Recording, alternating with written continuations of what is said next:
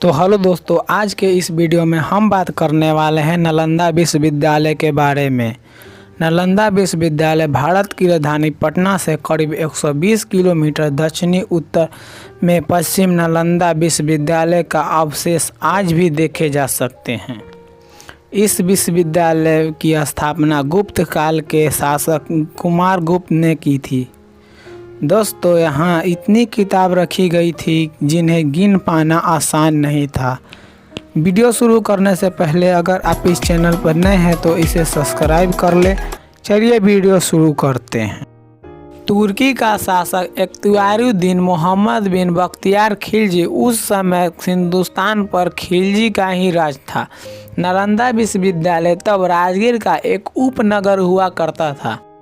यहाँ पढ़ने वाले ज़्यादातर स्टूडेंट विदेशी थे। उस वक्त 10,000 स्टूडेंट पढ़ते थे, जिन्हें 2,000 शिक्षक गाइड किया करते थे। नालंदा यूनिवर्सिटी यह वर्ल्ड की पहली यूनिवर्सिटी थी जहाँ रहने के लिए हॉस्टल भी था। तुर्की के शासक बख्तियार खिलजी ने नालंदा विश्वविद्यालय में आग लगवा दी थी। कहा जाता है कि विश्वविद्यालय में इतनी पुस्तकें थी कि पूरे 6 महीने तक यहाँ के पुस्तकों में आग धधकती रही। उसने अनेकों धर्माचार्य और बौद्ध भिक्षुओं को भी मरवा डाला था। खिलजी ने उत्तर भारत में बौद्ध द्वारा शासित कुछ क्षेत्र पर कब्जा भी कर लिया था। खिलजी ने ज्ञान का जड़ नालंदा यूनिवर्सिटी को ख़त्म करने का फैसला किया। इसके बाद उसने जो किया उसे इतिहास कभी माफ़ नहीं करेगा। खिलजी ने नालंदा यूनिवर्सिटी में आग लगवाने का आदेश दे दिया।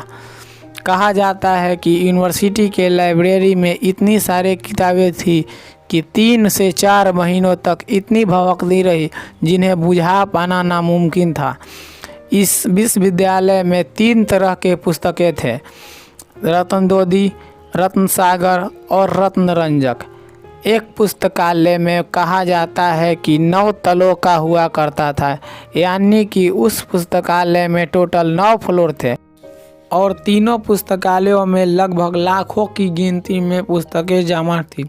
लेकिन अपने देश भावना के चलते खिलजी ने न ही केवल नालंदा के पुस्तकालय में आग जलाया, वहाँ के बौद्ध भिक्षुक, वहाँ पर पढ़ने वाले छात्र और बहुत सारे चिकित्सक को भी मरवा दिया।